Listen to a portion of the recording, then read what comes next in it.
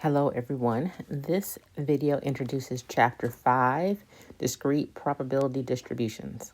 So discrete probability distributions represent things that can be counted versus things that are measured. I'm going to change my pen. I've set things up, but I'm going to change my pen so we can just talk about it for a second.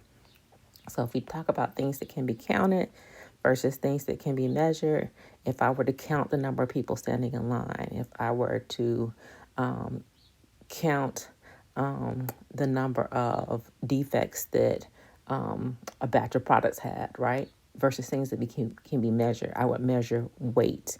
I would measure number of miles. So discrete versus continuous, right?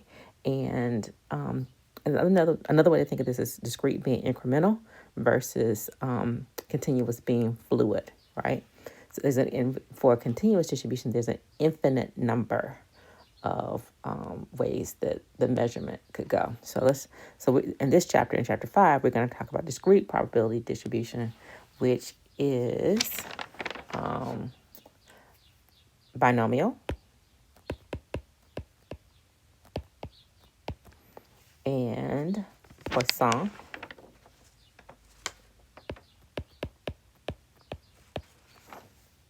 And I think those are the only two we're going to cover. And then continuous, we're going to talk about normal.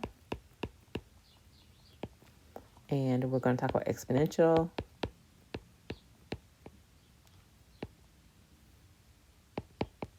I think I spelled that right. And we're going to talk about uniform distributions. So this chapter, we're going to really focus in on discrete and the properties of discrete distributions.